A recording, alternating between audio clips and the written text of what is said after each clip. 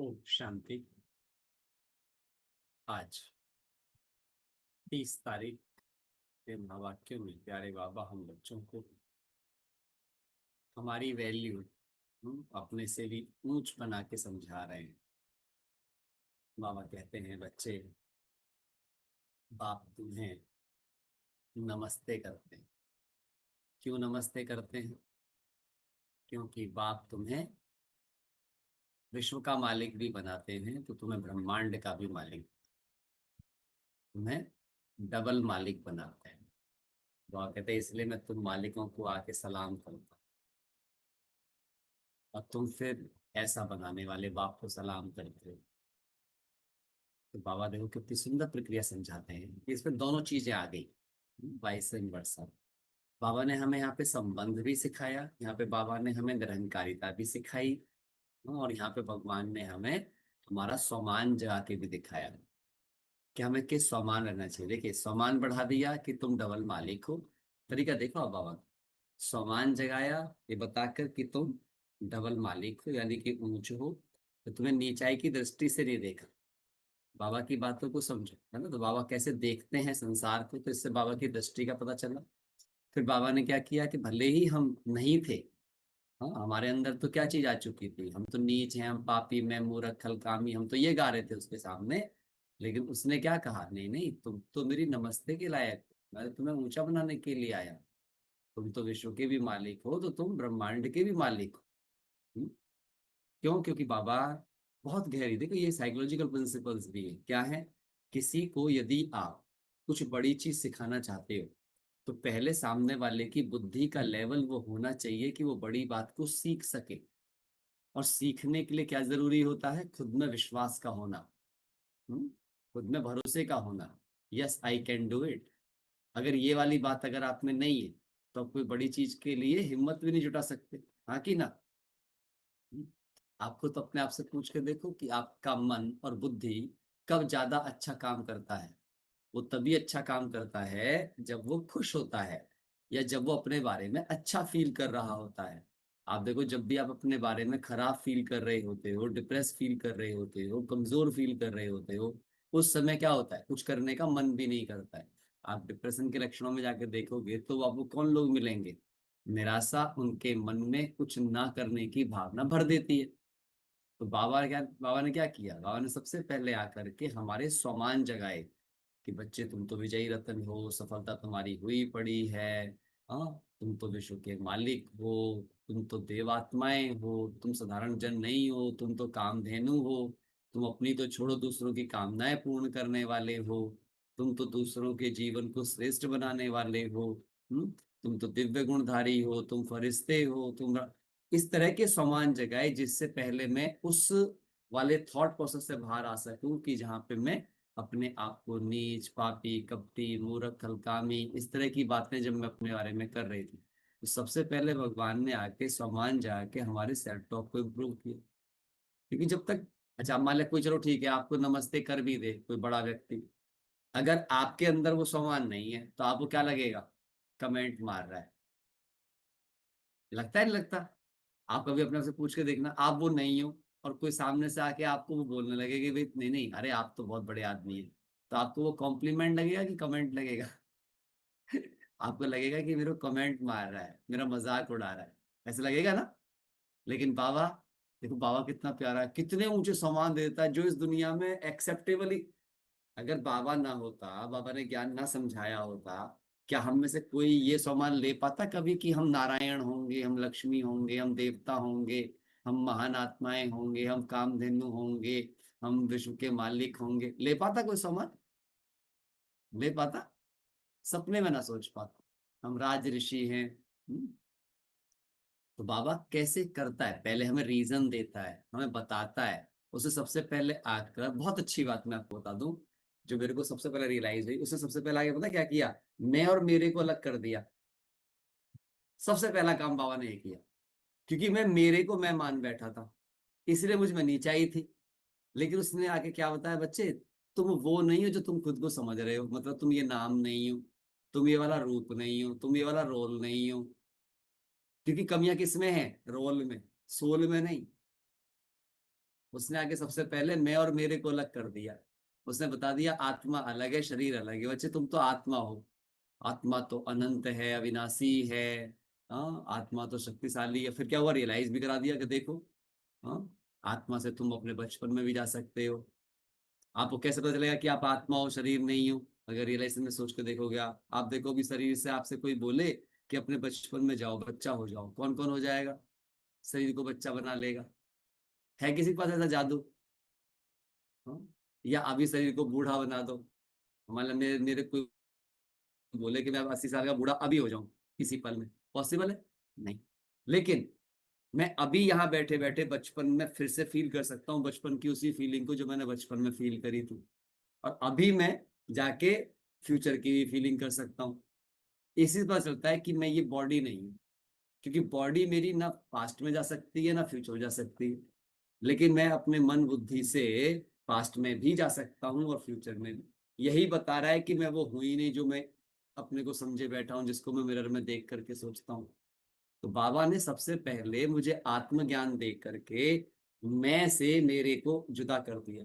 तो कमियां मेरे में थी, समान ऐसे नहीं जगा दिया उसने कि खाली कहा के बड़ाई मार दी मेरी कि तुम महान आत्मा हो, तुम देवात्मा हो, तुम ऐसे हो। नहीं, पहले उसने रीजन दिया, तर्क दिया। क्योंकि बाबा इस बात को जानते हैं, ज्ञान का सागर है, वो जानता है कि ये तर्क संगत है। अगर इन्हें बिना तर्क के कोई बात बता भी दी तो ठीक है, भावनावश स्वीकार तो कर लेंगे, लेकिन जैसे ही मैं अलग हटूंगा फिर ये वैसे सोचना शुरू कर देंगे। क्योंकि दिल और दिमाग जब तक अलाइन नहीं होते तब तक वो किसी बात को स्वीकार नहीं कर पाते। तो बाबा ने आके केवल हमारी भावनाओं का इस्तेमाल नहीं किया, परंतु उसने भावना के साथ साथ हमारे विवेक का इस्तेमाल भी किया। और इसलिए बाबा ने आके हमें दो मंत्र दिए, मन मनाभव का मंत्र दिया और बुद्धि योग का मंत्र दिया। कि बच्चे, और पहले बुद्धि का योग लगाना पड़ेगा, बुद्धि योग लगाते लगाते मन मनाभव पर पहुंचेंगे हम। इसीलिए योग और याद की बात है। मन मनाभव याद स्वरूप अवस्था है, और बुद्धि योग योग की अवस्था है कि हम योग लगाएंगे, योग टूटेगा, योग लगाएंगे, योग टूटेगा, योग लगाएंगे, एक दिन ऐसा हो जाएगा कि निरंतर याद स्वरूप हो जाएंगे। वो मेरी मन मनाभव की अवस्था हो जाएगी। हाँ, तो ये वाली बात को लेके बाबा ऐसे हमारे स्वमान को जगाते हैं। इसलिए मैंने आपके सामने वाली बात रखी कि बाबा कैसे करते हैं। और इसीलिए अच्छा, अब ये भी क्या चीज होता है, जो बच्चा जितना जितना मैं और मेरे के अंतर को स्पष्ट रूप से सामने देखता जाता है, उसके समान उसे उतने ज्यादा रियलाइज होते जाते हैं। नहीं तो शिकायत करता रहता है, कह तो रहा हूं मैं बहुत दिन से, लिख तो रहा हूं मैं शांत स्वरूप आत्मा हूं, पर हो तो रहा ही नहीं हूं। क्योंकि वो लिख रहा है, रियलाइज नहीं कर रहा है। दोनों बातों में फर्क है। रियलाइज करने के लिए पूरा विजन बनाना पड़ता है। पहले मैंने पहले मैंने बहुत सालों तक ये सब लिख लिख करके देखे, 108 बार लिखो, डायरी का एक पेज लिखो, 2 पेज लिखो, सामान लिखो। उससे हो रहा था, नहीं हो पा रहा था। फिर परेशानी, फिर परेशानी। फिर जब मैंने इसके पूरे पूरे रियलाइजेशंस लिखने स्टार्ट किए तो ये होने लग गया, आसान लगने लग गया। क्यों? क्योंकि अब विजन बनने लग गया उसी चीज को लेकर, संकल्प सधने लग गए। साधना का एक ही मतलब है कि हमारे संकल्प सधकर अलाइन हो जाएं, और हमारे संकल्प साधनों पर डिपेंड ना रह जाए। ये सबसे गहरी चीज है, तभी आप ऊंचाई को फील कर सकते। राज बाबा ने कहा कि बच्चे तुम शांति धाम में हो, हाँ, तुम शांति धाम जाने वाले हो और सुख धाम जाने वाले हो। तो वहां जाने के लिए अभी तुम कहाँ पर बैठे हो? शांति धाम सुख धाम की यात्रा कौन कर सकता है? तो आज बाबा ने नाम दिया है, हाँ, किसको? जब बाबा मुरली चला रहे हैं सामने, एक तरीके से मधुबन को नाम दिया है ईश्वरीय धाम। अभी तुम कहाँ बैठे हो? ईश्वरीय धाम में बैठे हो। क्यों? क्योंकि ईश्वर के साथ बैठे हो, ईश्वर के घर में बैठे हो, ईश्वर के सम्मुख बैठे हो, ईश्वर के महावाक्यों को सुन रहे हो। तो अभी जब हम ईश्वरीय बनते चले जाएंगे, ईश्वर की संगत को महसूस करते चले जाएंगे, तो उस समय दो फायदे होंगे। ईश्वर की संगत में रहते रहते हम ईश्वर जैसे हो जाएंगे।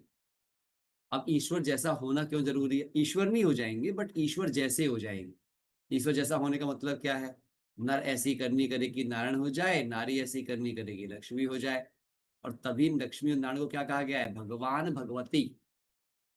लक्ष्मण को क्या कहते हैं? भगवान भगवती। तो भगवान की संगत में रहते रहते तुम क्या हो जाओगे? भगवान भगवती हो जाओगे।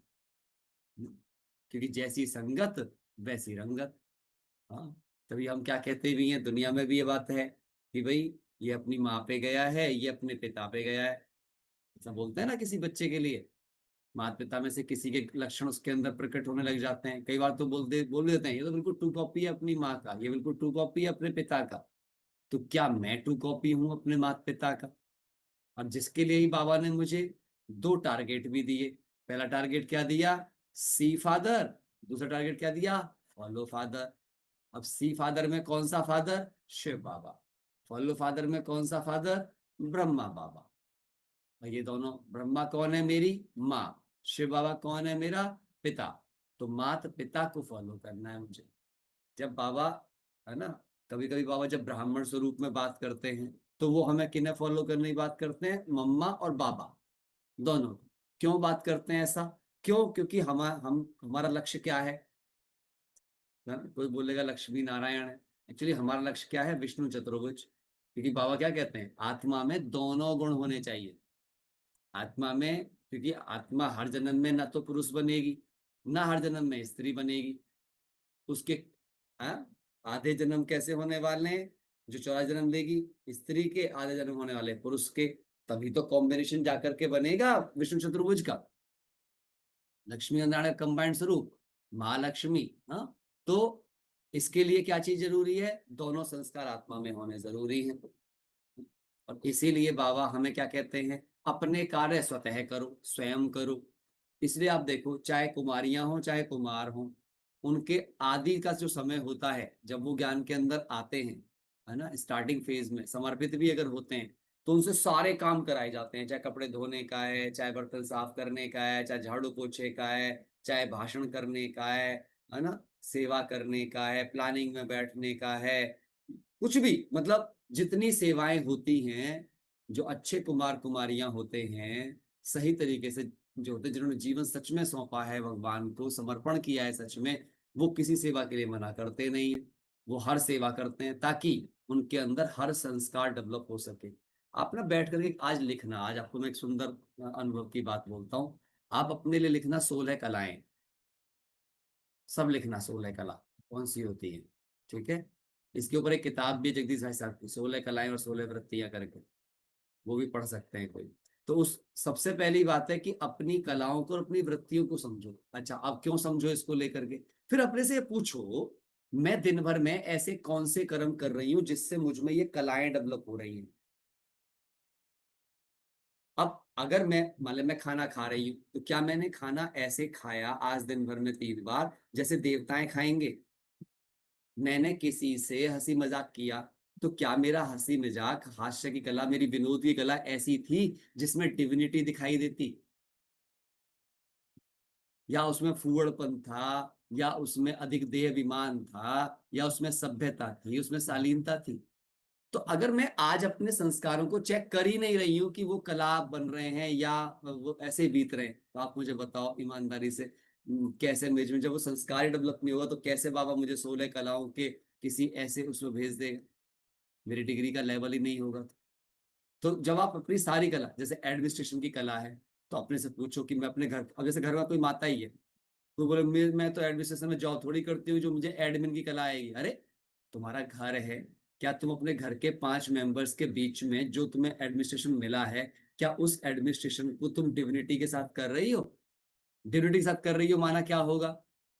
आप में यूनिटी होगी, आप दूसरों की भावनाओं की इज्जत करते होंगे, आप बिगड़ी हुई बात को भी बना देते होंगे, आपको जहां झुकना पड़ता होगा वहां आराम से झुक जाते होंगे, आपको मरना पड़ता होगा हंसी हंसी मर जाते होंगे, परंतु संगठन को मजबूत रखते होंगे। क्योंकि एडमिनिस्ट्रेशन का मतलब यह है, यूनिटी ना बिखर जाए, यूनिटी ना बिखर जाए। और जहां पे लॉ यूज करना है वहां लॉ यूज करते होगे, जहां लव यूज करना है लव यूज करते होगे।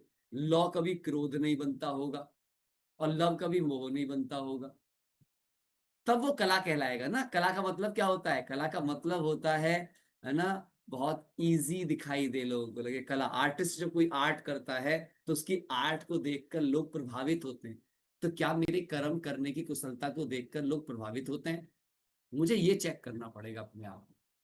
मैं ऐसे अभ्यास बीच में करता हूँ, परंतु क्या चीज है, बहुत कमियां मिलती हैं, इतनी सूक्ष्म सूक्ष्म कमियां होती हैं, पता ही नहीं चलता है कि कौन सा वाला संकल्प कहाँ पे आकर के डिस्टर्ब कर गया, कौन सी वाली बात ने कहाँ पे आकर के पीड़ा पहुंचा दी। और मैंने ये पाया अपने आप में तो कि जितनी भी गलतियां हुई हैं, मतलब सपोज करो मैं ठीक जा रहा था, तो मैंने देखा कि मैं बहुत तब कब तक ठीक जा रहा हूं, जब तक वो मेरी एक्सपेक्टेशन के हिसाब से ठीक जा रहा है, और कोई चीज मेरी एक्सपेक्टेशन के हिसाब से ठीक नहीं गई, वही मुझ में प्रॉब्लम आई। इसका मतलब मेरे को समझ में आ गया, अच्छा जब वो प्रॉब्लम आई, मेरा फेस बदल गया, मेरी बात बदल गई, तो मेरे को समझ में आ गया कि अभी मुझ में कला नहीं आई है। कला आ जाती तो मैं अपनी एक्सपेक्ट लिख लो, जिसमें कला आ जाएगी, बहुत सुंदर बात बाबा बुलवा रहे हैं, जिसमें कला आ जाएगी वो अपने एक्सपेक्टेशन और अटैचमेंट को इजीली मैनेज कर पाएगा, इजीली। उसकी एक्सपेक्टेशन और अटैचमेंट उस पर भारी नहीं पड़ेंगे। यदि मेरा एक्सपेक्टेशन और अटैचमेंट मुझ में इरिटेशन और एंगर को जन्म दे देता है, इसका मतलब यह है कि अभी मेरे कर्मों में कला नहीं आई है। कर्मों में कला लाने के लिए मुझे इन चीजों से संपूर्ण मुक्त होना होगा। खुशनुमा मतलब मेरे 7 गुण ही मेरे से दिखाई देंगे।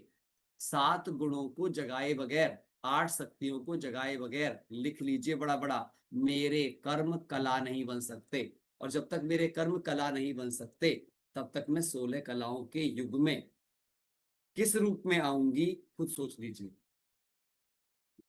मैं बिल्कुल देवत्व के रूप में आऊंगी, मैं वहां प्रजा के रूप में आऊंगी, मैं वैश्य के रूप में आऊंगी, या मैं चंडाल चंडी के रूप में आऊंगी।